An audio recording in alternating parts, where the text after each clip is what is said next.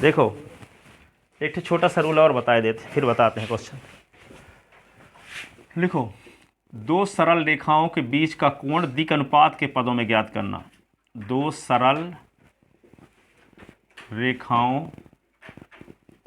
के बीच का कोण दिक् अनुपात के पदों में ज्ञात करना। दो सरल रेखाओं के बीच का कोण दिक् अनुपात के पदों में ज्ञात करना। ज्ञात करना, ज्ञात करना। दो सरल रेखाओं के बीच का कोण दिक् अनुपात के पदों में ज्ञात करना। ठीक है, तो माना दो सरल रेखाओं का दिक् अनुपात क्रमशः A1 B1 C1 व A2 B2 C2 हैं। ठीक है, तब इन सरल रेखाओं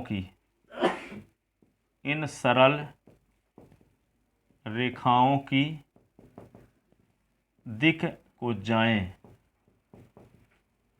जाएं क्या होंगी? L1 M1 N1 बराबर A1 अपान अंडर रूट A1 का स्क्वायर B1 का स्क्वायर C1 का स्क्वायर, B1 अपान अंडर रूट A1 का स्क्वायर B1 का स्क्वायर C1 का स्क्वायर, C1 अपान अंडर रूट A1 का स्क्वायर B1 का स्क्वायर C1 का स्क्वायर। तो L1 M1 N1 बराबर ये आ गया है ना। और L2 M2 N2 बराबर क्या लिखोगे? A2 अपान अंडर रूट A2 का स्क्वायर B2 का स्क्वायर C2 का स्क्वायर, B2 अपान अंडर रूट A2 का स्क्वायर B2 का स्क्वायर C2 का square, C2 upon under root A2 का स्क्वायर B2 का स्क्वायर C2 का स्क्वायर।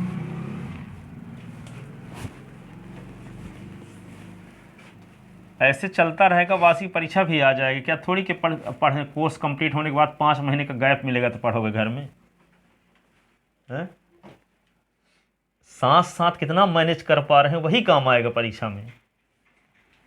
पर इतना सब बोलते हैं तो आप लोगों को बकवास लगता है, इसलिए बोलते भी नहीं है।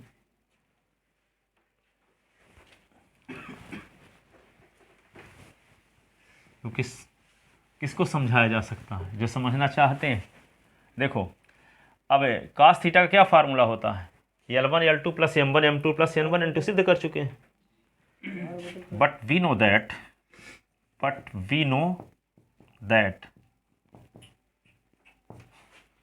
cos theta is equal to क्या होता है? L1 L2 plus M1 M2 N1 N2 cos theta.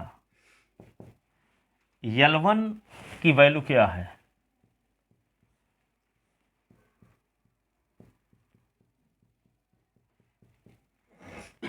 L2 की वैल्यू A2 अपान under root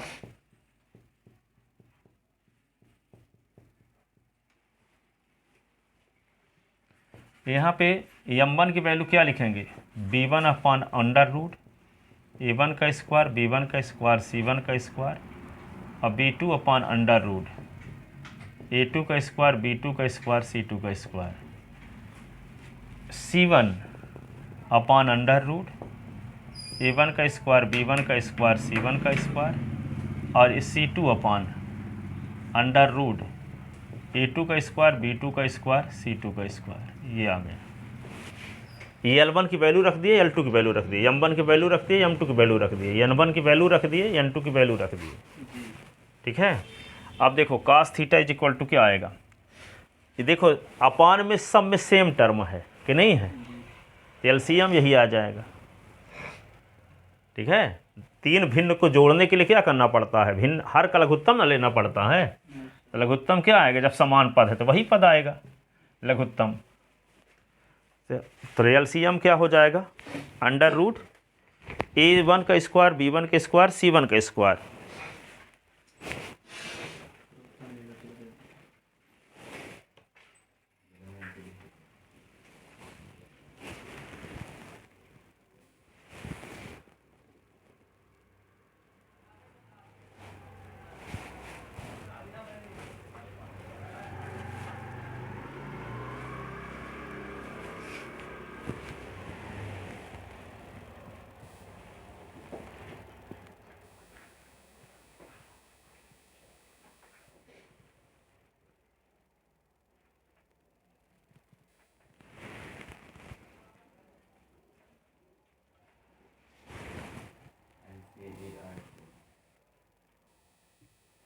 L1 L2 M1 L2 N1 L2 बराबर 5 0 भी होता है सर।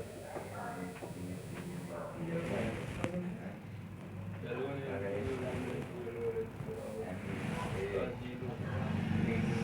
क्या बोले, सर L1 L2 जो है हाँ सर उसके बराबर में 5 0 जैसे होता था। तो लंबवत होने का प्रतिबंध था। L1 L2 plus M1 M2 plus N1 N2 बराबर 0, दो रेखाएं यदि लंबवत हैं तो उसके लिए प्रतिबंध था। कोण निकालने का सूत्र थोड़ी है वे, कोण निकालने का सूत्र ये था, इसकी मदद से लंबवत होने का प्रतिबंध समांतर होने का प्रतिबंध निकाले थे। तो जब थीटा का मान 90 हो गया था तो यहाँ पे cos 90 का मान 0, तब लंबवत होने का प्रतिबंध आया था। कोण निकालने का सूत्र यही है। अब देखो तो इसमें क्या होगा, इसका लघुत्तम जब लेंगे तो लघुत्तम क्या आएगा, हाँ लघु दोनों को आएगा ना, हाँ चलो देखो आगे ऊपर लिखते हैं। कौन लेके बैठे हैं, हाँ तो होगा लघुत्तम ले लो। तो क्या आएगा लघुत्तम लेने से, cos थीटा बराबर A1 A2 आएगा ऊपर, B1 B2 आएगा और ये C1 C2 आएगा, अपान में अंडर रूट लिख दोगे A1 का स्क्वायर B1 का स्क्वायर C1 का स्क्वायर, अंडर रूट A2 का स्क्वायर B2 का स्क्वायर ये C2 का स्क्वायर, ये हुआ cos थीटा बराबर। ठीक है। अब यदि दोनों रेखाएं, यही फार्मूला है, यदि दोनों रेखाएं लंबवत हैं, यदि दोनों सरल रेखाएं, जैसे मान लो एक रेखा है OA और एक है OB, और इसका दिक् अनुपात A1 B1 C1 था, इसका दिक् अनुपात A2 B2 C2 है, इसके बीच का कोण थीटा है, तो कोण इस फार्मूले से निकालेंगे। ठीक है। यदि दोनों सरल रेखाएं लंबवत हैं, दोनों सरल रेखाएं लंबवत हैं, तो थीटा बराबर क्या लिखोगे, 90 अंश। तो cos 90 बराबर क्या होगा, A1 A2 plus B1 B2 plus C1 C2 upon under root A1 का स्क्वायर B1 का स्क्वायर C1 का स्क्वायर, रूट ऑफ A2 का स्क्वायर B2 का स्क्वायर C2 का स्क्वायर, ये ठीक है ना। अब cos 90 का मान होता है 0, तो 0 बराबर A1 A2 plus B1 B2 C1 C2 अपान ये हो जाएगा अंडर रूट A1 का स्क्वायर B1 का स्क्वायर C1 का स्क्वायर, अंडर रूट A2 का स्क्वायर B2 का स्क्वायर C2 का स्क्वायर, 0/1 तिर्यक गुणा। ठीक है। तो क्या आ जाएगा, A1 A2 plus B1 B2 plus C1 C2, इसका गुणा 0 के साथ तो सब 0। यही दो रेखाओं के लंबवत होने का अभीष्ट प्रतिबंध है, यही दो सरल रेखाओं के लंबवत होने का अभीष्ट प्रतिबंध है। ठीक है। अब देखो एक आप फार्मूला जानते हो, क्या फार्मूला जानते हो? साइन स्क्वायर थीटा बराबर होता है 1 माइनस कास स्क्वायर थीटा। तो साइन स्क्वायर थीटा बराबर 1 माइनस कास थीटा का मान अभी निकाले हो आप, ये ठीक है। 1 माइनस कास थीटा का स्क्वायर लिख सकते हो, कास थीटा का स्क्वायर। तो इसको हम क्या लिखेंगे? Sine square theta is equal to 1 तो लिखवे करो पहले, और कास थीटा का मान ये रखो, ये वाला कास थीटा का मान a1 a2, क्या लिखोगे? a1 a2 plus b1 b2 c1 c2 upon under root a1 का स्क्वायर b1 का स्क्वायर c1 का स्क्वायर अंडर रूट a2 का स्क्वायर b2 का स्क्वायर c2 का स्क्वायर।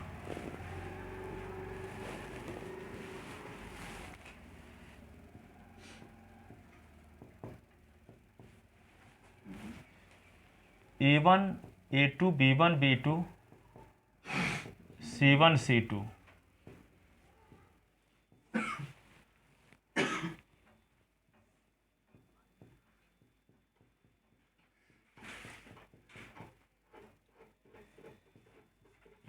कल एक किताब में पढ़ रहा था तो उसमें लिखा था कि किसी आदमी का भविष्य उस काम को करने से बनता है जिसको करने का मन नहीं करता। किसी आदमी का भविष्य उस काम को करने से बनता है जिसको करने का मन नहीं करता।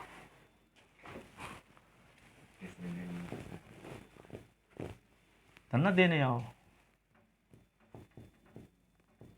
देखो 1 यहाँ पे क्या लिखोगे? a1 a2 b1 b2। 4 बजे उठने का मन नहीं करता, पर भविष्य इसी से बनेगा।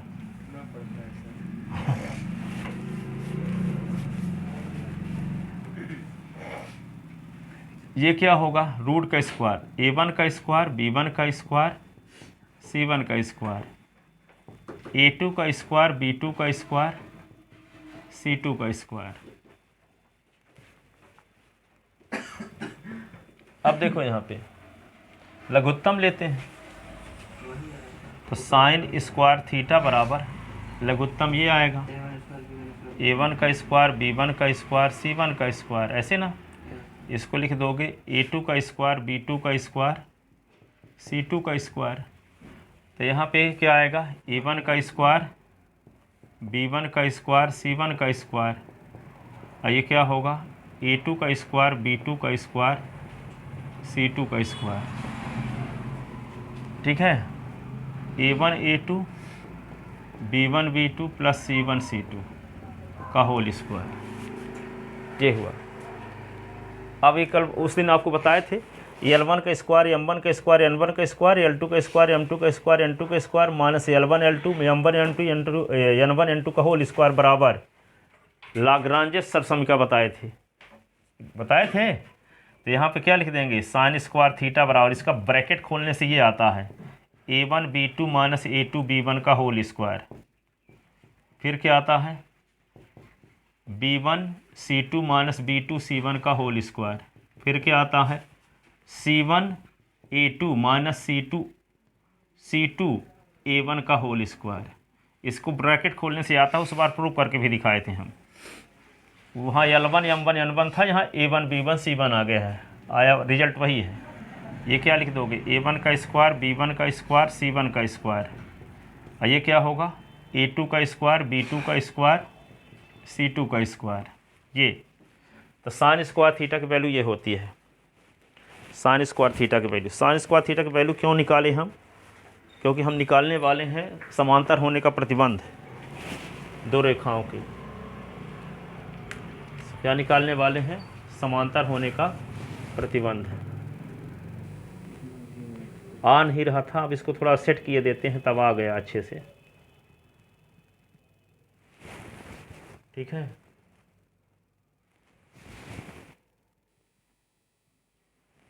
लिख लेता ना।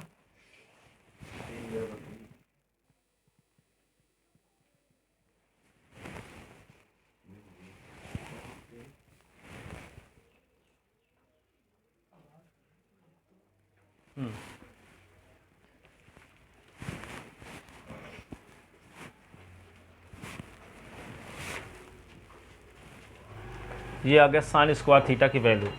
अब साइन स्क्वायर थीटा की वैल्यू, अब देखो क्या करेंगे, दोनों रेखाएं क्या हैं, समांतर हैं।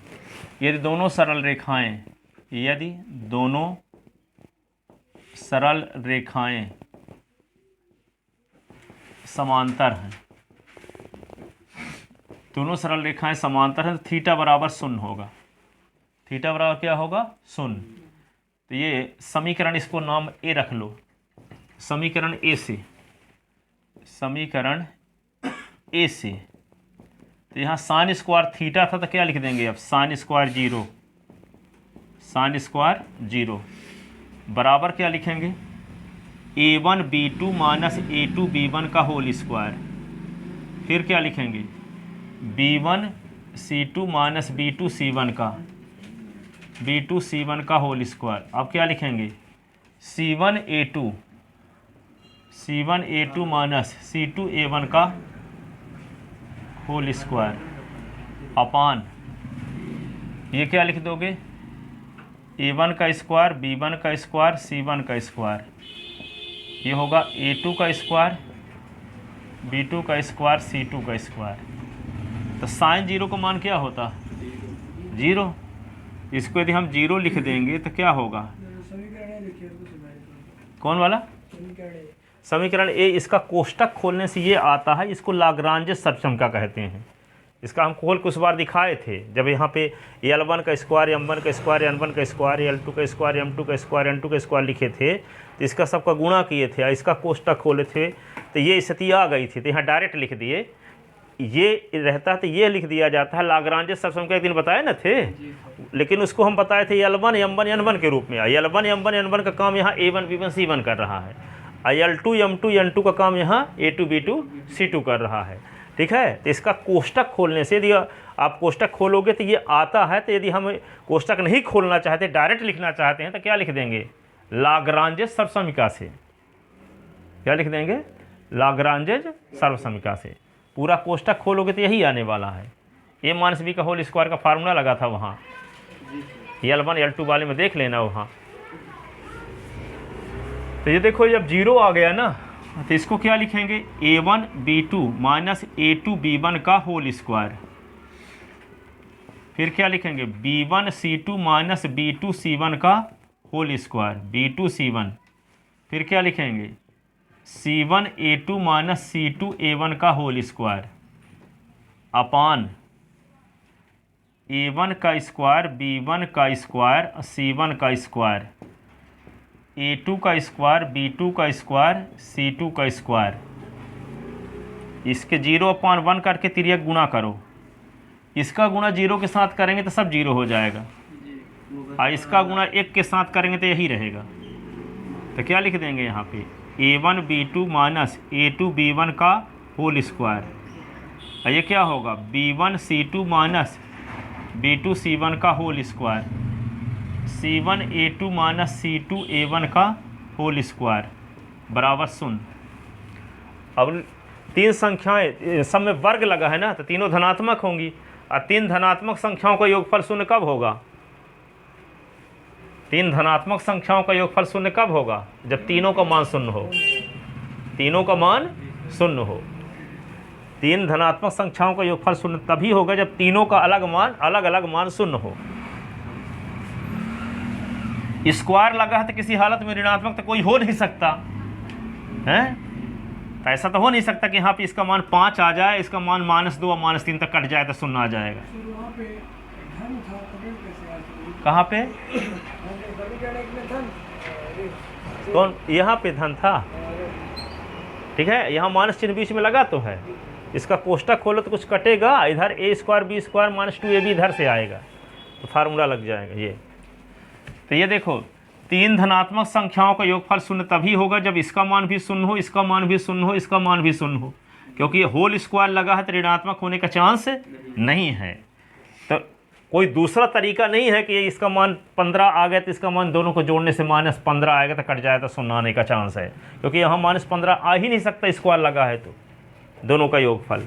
ठीक है, तो यहाँ पे क्या होगा, तीनों का मान जब अलग अलग 0 होगा तभी ये 0 हो पाएगा। तो क्या लिखेंगे, इसका अर्थ ये हुआ कि A1 B2 और A2 B1 का मान शून्य है, 40 रुपए मिले। B1 C2 और B2 C1 का मान शून्य है, C1 A2 और C2 A1 का मान शून्य है। ये हुआ। अब देखो ये माइनस वाले पद को राइट साइड में ले जाओ, इसमें भी और इसमें भी, ठीक है। तो क्या मिलेगा आपको रिजल्ट, A1 B2 बराबर मिल जाएगा A2 B1। यहाँ क्या मिलेगा, B1 C2 बराबर B2 C1। यहाँ C1 A2 बराबर C2 A1 मिल जाएगा। अब देखो यहाँ पे ये A1 इधर है तो A2 को इस साइड से इस साइड में लाओगे तो बटे में होगा, क्योंकि दोनों के बीच में गुणा का चिन्ह लगा हुआ है। तो क्या आएगा यहाँ पे A1 अपान A2। अब B2 को उधर ले जाओगे तो B1 अपान B2। ये क्या है, B1 upon B2 is equal to C1 upon C2। ये क्या होगा, C1 upon C2 is equal to A1 upon A2। ये इक्वेशन हो गया B, इक्वेशन हो गया C, और ये इक्वेशन हो गया D। तो समीकरण B C D से तीनों आपस में बराबर है, तीनों आपस में बराबर है। इसका मतलब क्या लिखोगे, समीकरण B C D से, समीकरण B C D से, समीकरण B C व D से। आगे समतल पढ़ाने में इन सब की ज़रूरत पड़ेगी और सरल रेखा भी पढ़ाने में इन सब की ज़रूरत पड़ेगी। बताएंगे, हम पीछे सब बता चुके हैं, ठीक है। ये सब ध्यान रखना अभी से, ठीक है। समतल पढ़ाएंगे तो समतल में भी इनकी ज़रूरत है और सरल रेखा में भी इनकी ज़रूरत है, ठीक है। तो B C D से क्या लिख दोगे, A1 अपान A2 बराबर B1 अपान B2 बराबर C1 अपान C2। यही दो सरल रेखाओं के समांतर होने का अभीष्ट प्रतिबंध है। यही दो सरल रेखाओं के, यही दो सरल रेखाओं के समांतर होने का अभीष्ट प्रतिबंध है, अभीष्ट प्रतिबंध है।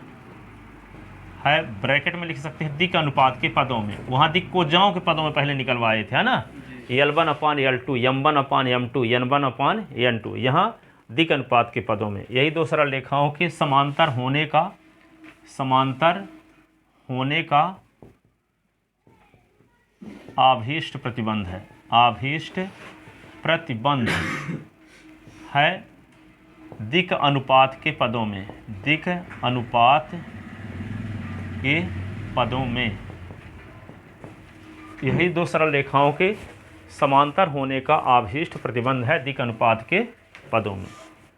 समझ में आया कि नहीं आया? आया, पर उल्टा सीधा। देखो किताब लाए हो।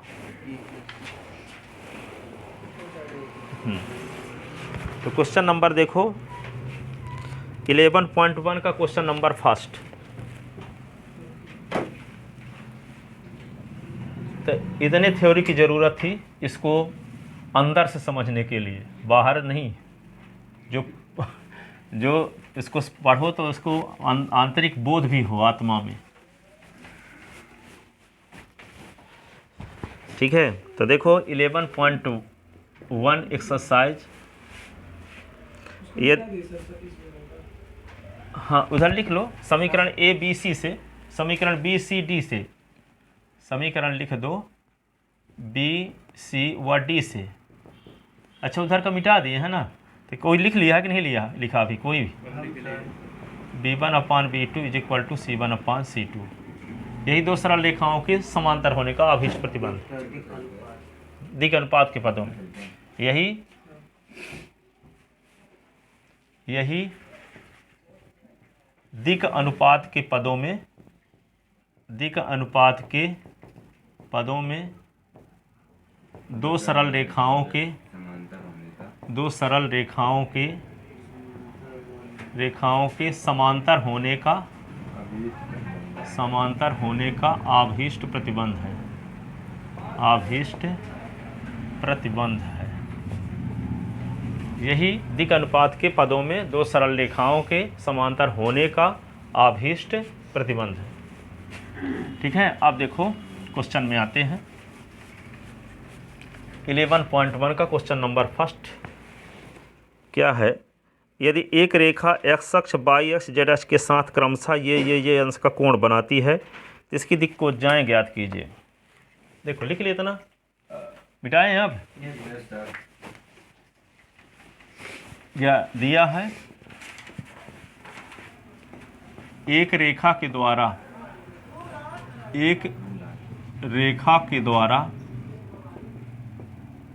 द्वारा निर्देशाक्षों के साथ बनाया गया कोण, निर्देशाक्षों के साथ बनाया गया कोण क्रमशः अल्फा बराबर क्या दिया है 90 अंश, बीटा बराबर क्या दिया है 135 अंश, हाँ, गामा बराबर क्या दिया है 45 अंश। तब रेखा की दिक्कोजा ज्ञात करना है। तब इस रेखा की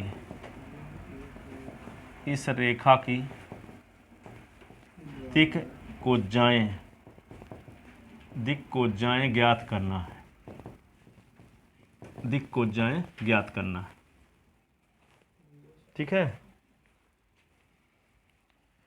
तो आभीष्ट रेखा की दिक्कोजाएं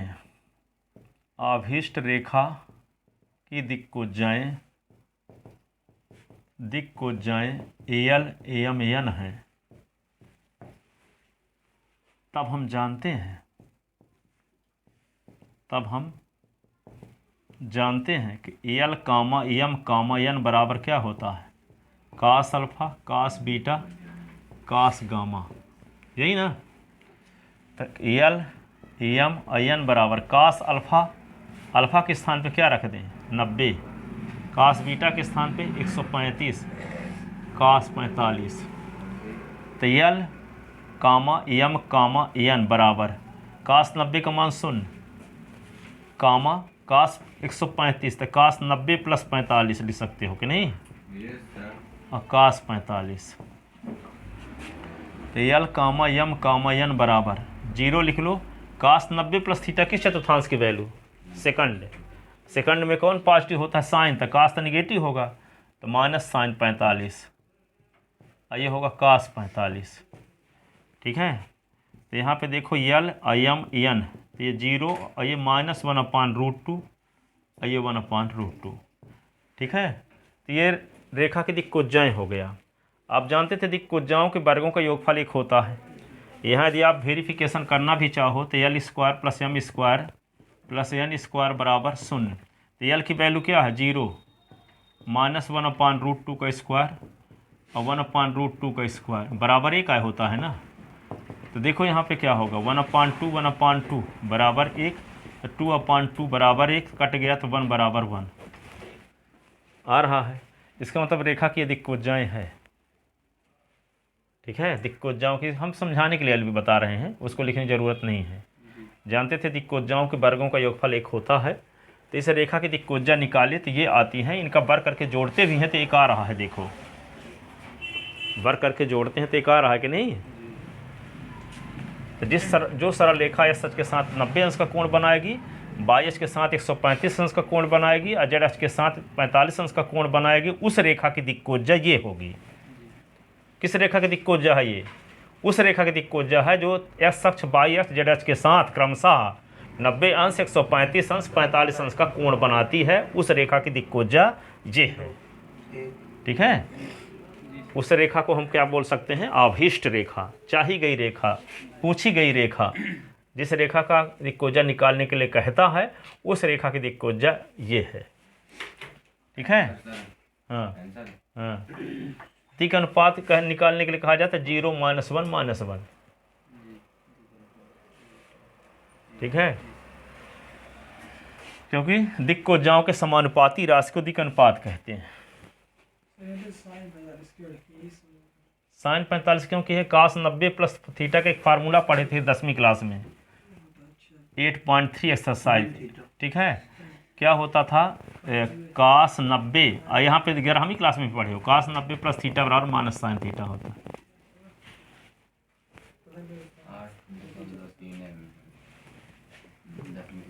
हाँ, अब देखो दूसरा सवाल इसका।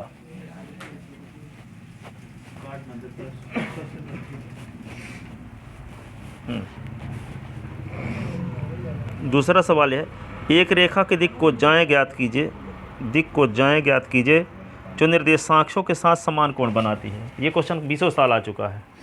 उस सरल रेखा की दिक् को ज्याएं ज्ञात कीजिए जो निर्देशांकों के साथ समान कोण बनाती है। दूसरा, उस सरल रेखा की दिक् को ज्याएं ज्ञात कीजिए, दिक् को ज्याएं ज्ञात कीजिए जो निर्देशाक्षों के साथ समान कोण बनाती है, समान कोण बनाती है। उस सरल रेखा की दिक् को ज्याएं ज्ञात कीजिए जो निर्देशाक्षों के साथ समान कोण बनाती है। 20 साल आ चुका, हमेशा ये क्वेश्चन आता है। उस सरल रेखा की दिक् को ज्याएं ज्ञात कीजिए जो निर्देशाक्षों के साथ समान कोण बनाती है। यानी एस एच के साथ यदि अल्फा कोण बनाती है तो वाई एच के साथ भी अल्फा है, और जेड एच के साथ भी अल्फा ही कोण बनाती है। ठीक है, तो देखो यहाँ पे दिया है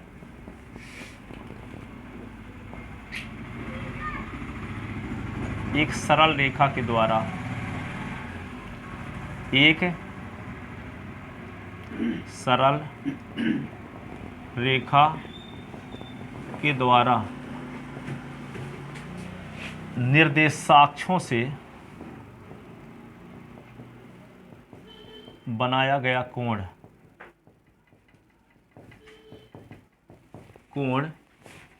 क्रमशः अल्फा अल्फा अल्फा है। तब सरल रेखा की दिक् को जाएं, तब आभीष्ट सरल रेखा की, तब आभीष्ट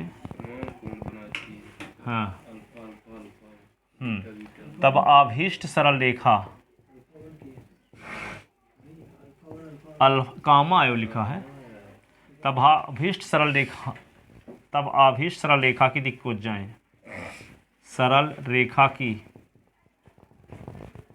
दिक् को जाएं, दिक् को जाएं यल एम एन बराबर क्या लिख देंगे, cos alpha comma cos alpha comma cos alpha. ठीक है, नंबर फर्स्ट लिख दो इसको, cos alpha comma cos alpha comma cos alpha. But we know that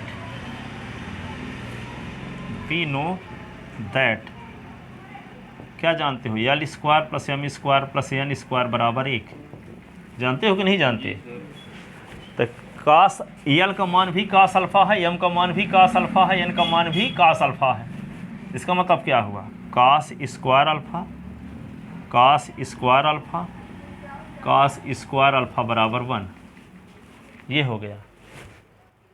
ठीक है, तो cos square alpha cos square alpha cos square alpha कितनी बार है, तो 3 कास स्क्वायर अल्फा बराबर 1।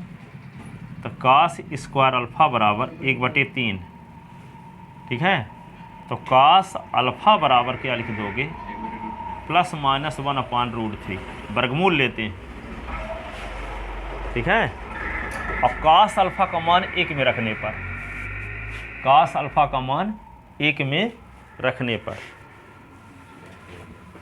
कास अल्फा का मान रख दो तो रेखा की दिक् को ज्याएं मिल जाएगी। कास अल्फा का मान 1 में रखने पर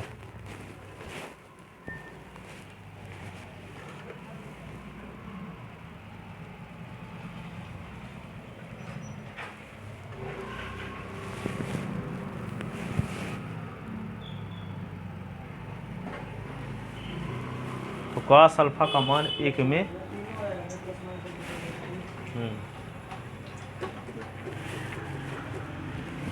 कास अल्फा का मान 1 में रखने पर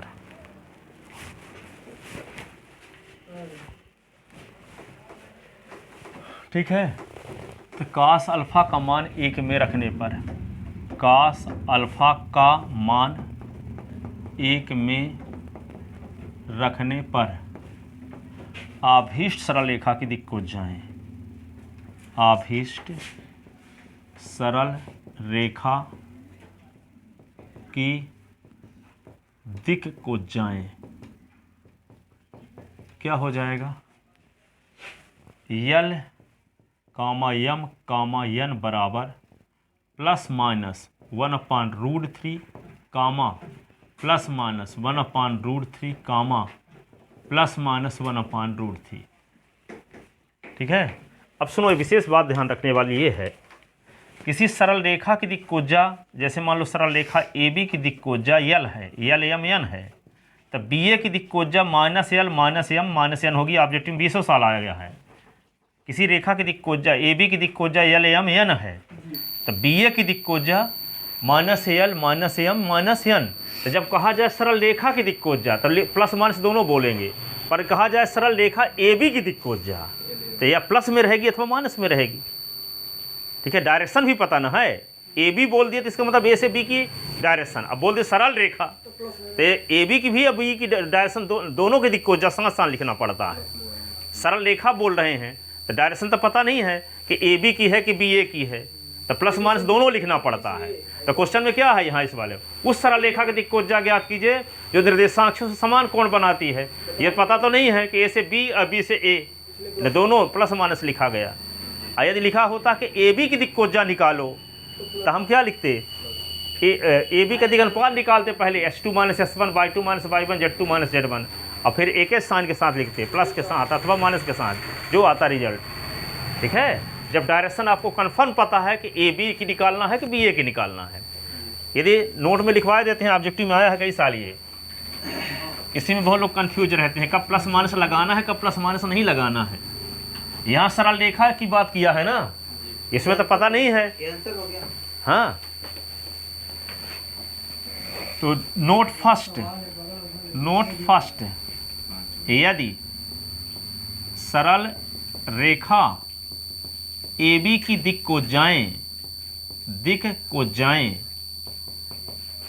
यल यम यन हो, तब सरल रेखा बी ए की दिक् को जाएं, तब सरल रेखा बी ए की दिक् को जाएं माइनस यल माइनस यम माइनस यन होती है। यदि सरल रेखा ए बी की दिक् को जाएं यल यम यन हो, तब सरल रेखा बी ए की दिक् को जाएं क्या होंगी, माइनस यल माइनस यम माइनस यन होती हैं। ठीक है। अब देखो अगला क्वेश्चन, यदि एक रेखा के दिक् अनुपात ये हैं तो इसकी दिक् को जाएं ज्ञात कीजिए। ठीक है, बन जाएगा। फिर भी देखो तीसरा सवाल दिया है, एक सरल रेखा का, हाँ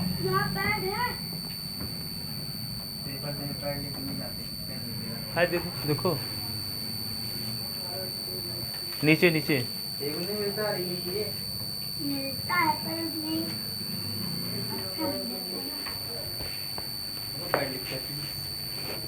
रुको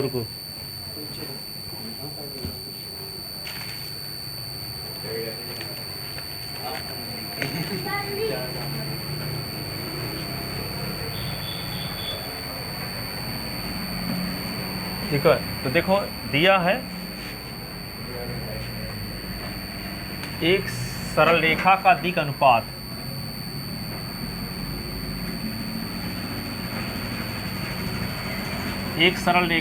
अनुपात ए बी सी बराबर, ए बी सी कामा लगा लो, ए बी सी बराबर क्या दिया है, -18 कामा 12 कामा -4। एक सरल रेखा का दिक् अनुपात ये है।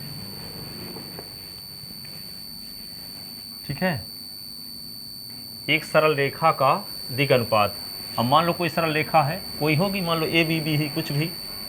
ठीक है, तब सरल रेखा ए बी की दिक् माना दिया है कि सरल रेखा का दिक् अनुपात ये, तब इस सरल रेखा की दिक् को जाए हमें ज्ञात करना है। तब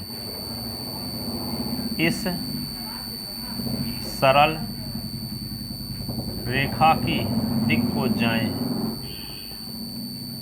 जाए हमें ज्ञात करना है। ठीक है, तो हम जानते हैं, क्या जानते हैं, यल एम एन बराबर क्या होता है, a upon under root a square plus b square plus c square, comma b upon under root a square b square c square, c upon under root a square b square c square, l m n. ठीक है,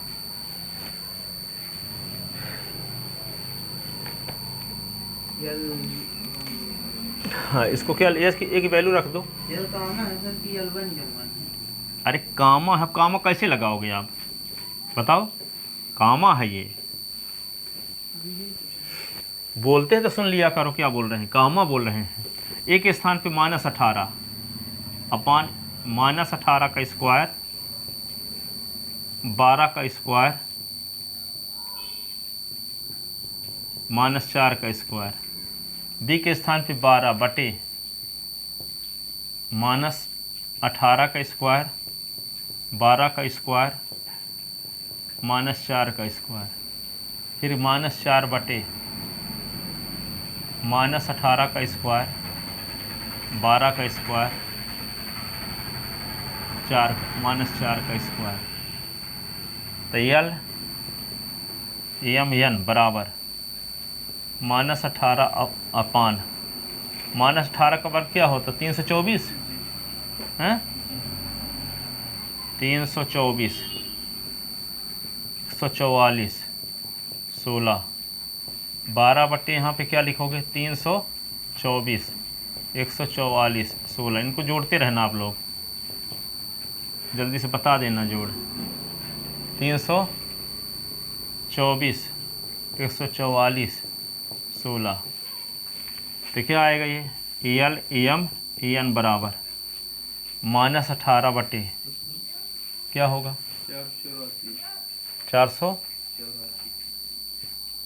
484 12 बटे under root 484 -4 बटे under root 484 484 किसी के square root है, किसका है वर्गमूल, 26 छछांग 36 7 49 28 64, हाँ 28 का होगा, 28 का है, ये है ना कि नहीं है, 28 का है कि नहीं है,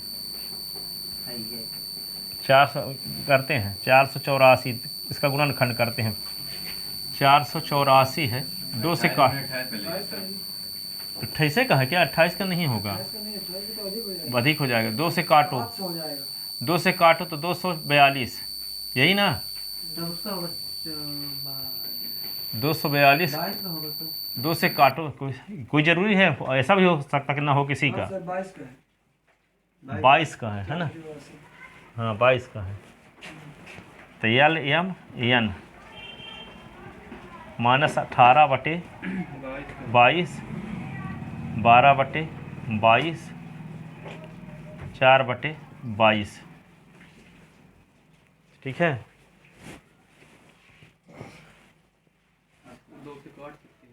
काट सकते हो, 2 से कट जाएगा ना सब, तो यल एम एन बराबर 9 बटे 11 -9 बटे 11 कामा 6 बटे 11 कामा 2 इसको आंसर देखो कहाँ है, किताब में है लास्ट में,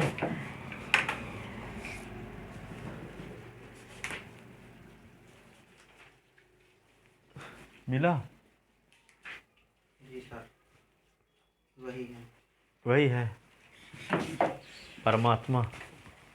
अब चलो देखो क्वेश्चन नंबर चौथा सवाल देखो 11.1 का।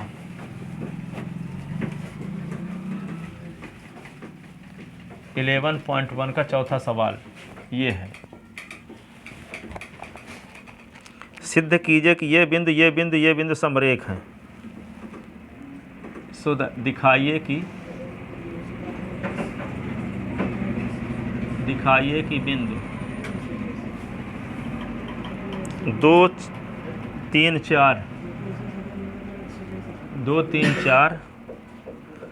-1 -2 1 5 8 7 देखो 5 8 7 समरेख हैं। 3 बिंदु समरेख कब होते हैं? ए बी सी, जब ए बी का दिक् अनुपात निकालो, ए सी का दिक् अनुपात निकालो, ठीक है, और उनके दिक् अनुपात समानुपाती हो जाएं, ठीक है, तो ए बी बी सी क्या हो जाएंगे?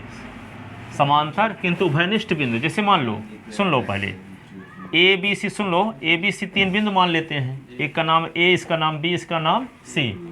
तो हम क्या निकाल लें? ए बी का दिक् अनुपात निकाल लें और किसका निकाल लें? बी सी का दिक् अनुपात निकाल लें।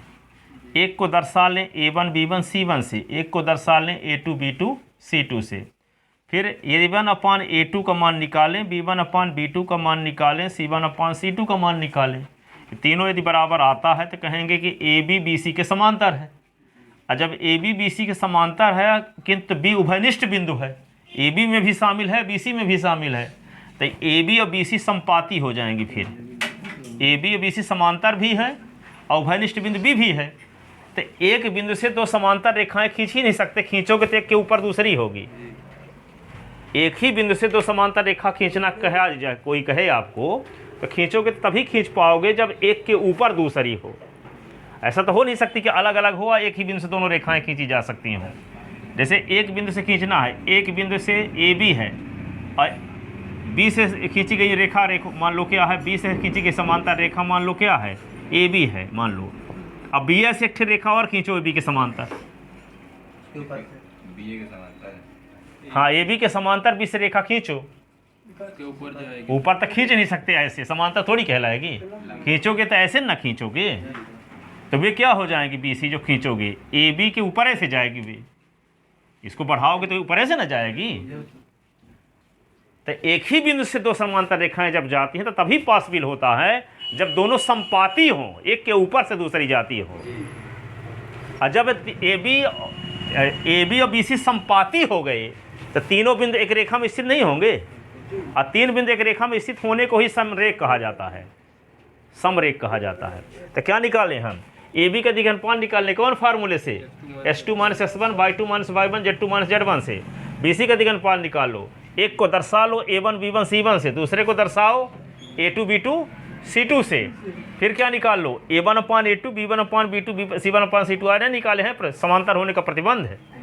तो A1/A2 B1/B2 C1/C2 का मान निकालो, समान यदि आएगा इसका मतलब ए बी और बी सी समांतर हैं, किंतु उभयनिष्ठ बिंदु बी होने की वजह से ए बी और बी सी समपाती होंगे।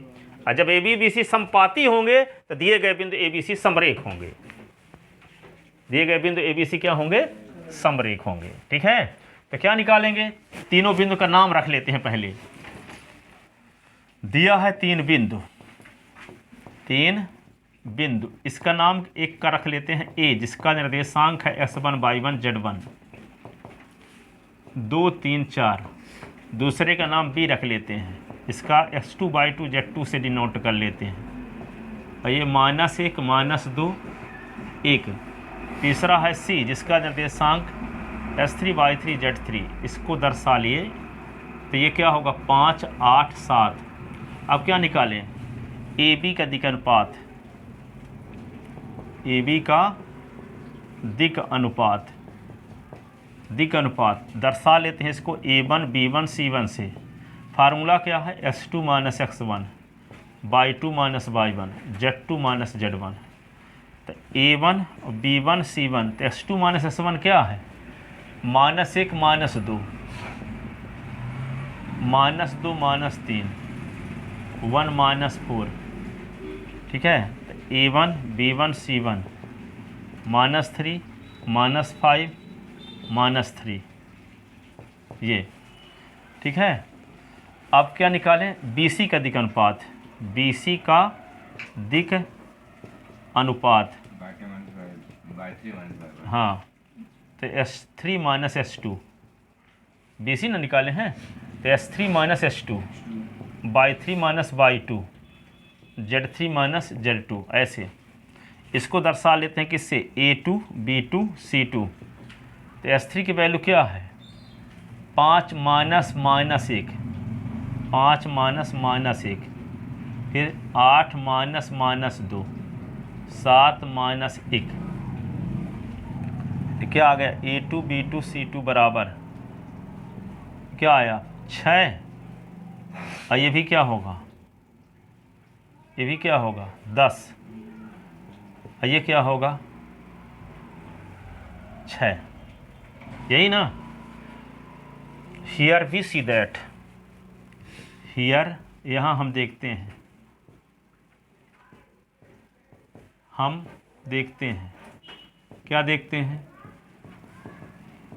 A1 अपान A2 की वैल्यू निकाल के देखते हैं क्या आती है। तो A1 अपान A2 की वैल्यू -3/6, तो काटोगे तो -1/2। B1 अपान B2 की वैल्यू निकालते हैं तो -5/10, तो काटोगे तो -1/2। C1 अपान C2 की वैल्यू निकालते हैं तो C1 की वैल्यू क्या है? -3/6, तो काटोगे तो -1/2। तीनों मान बराबर आ रहे हैं कि नहीं? तो यहाँ क्या आ रहा है? स्पष्टतः A1 अपान A2 बराबर B1 अपान B2 बराबर C1 अपान C2। अतः AB समांतर है क्या? BC के। AB समांतर है BC के, ठीक है। यहाँ पे चूंकि A1 upon A2 is equal to B1 upon B2 is equal to C1 upon C2, इसलिए AB समांतर BC, किंतु B उभयनिष्ठ बिंदु है, किंतु B उभयनिष्ठ बिंदु है,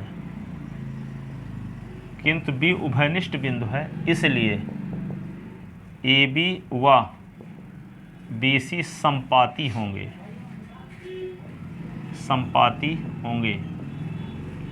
तो जब AB और BC संपाती होंगे तब दिए गए बिंदु ABC समरेख होंगे, तब दिए गए बिंदु ABC समरेख हैं।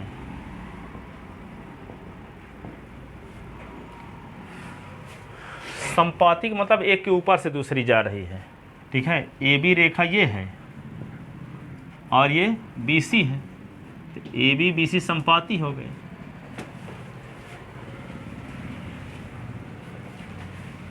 और जब संपाती हैं तो ABC क्या होंगे? एक रेखा में स्थित होंगे।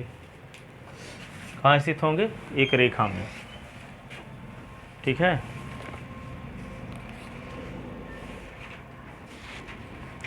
एक त्रिभुज के शीर्षों का निर्देशांक दिया तो कहता है AB का दिक अनुपात निकालो BC का CA का, तो निकाल नहीं लोगे निर्देशांक दिया है तो AB का निर्देशांक निकालो तो S2 minus S1 Y2 minus Y1 Z2 minus Z1, इसी तरह का। BC का निकालोगे तो क्या करोगे? S3 minus S2 Y3 minus Y2 Z3 minus, अब AC का निकालोगे तो S3 minus X1 Y3 minus Y1 Z3 minus Z1। हाँ हाँ, त्रिभुज की भुजाओं के दिक को जाएं ज्ञात कीजिए। तो दिक अनुपात निकालने के बाद दिक को जाए ABC जब मिल गया, A1 B1 C1 मिल गया, तो L1 M1 N1 बराबर क्या होगा? A1 अपान अंडर रूट A1 का स्क्वायर प्लस B1 का स्क्वायर प्लस C1 का स्क्वायर। BC की दिक अनुपात को A2 B2 C2 से डिनोट करो तो उसकी दिक को जाएं L2 M2 N2, कल कर देंगे, हो गया, ठीक है। बन जाए तो करना, नहीं करेंगे अब फिर।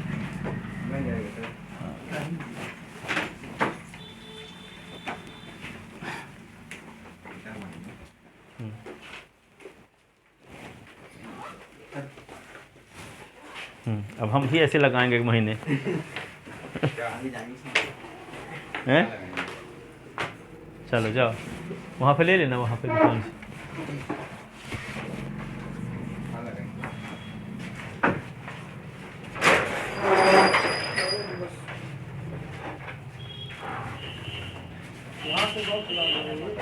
हैं? नहीं वहाँ पे चमकेगा, वहाँ पे लगाएंगे तो वीडियो में चमकता है। यहाँ पर लगाएंगे तब ठीक है, या कि यहाँ ये वाला चमकता होगा सामने वाला?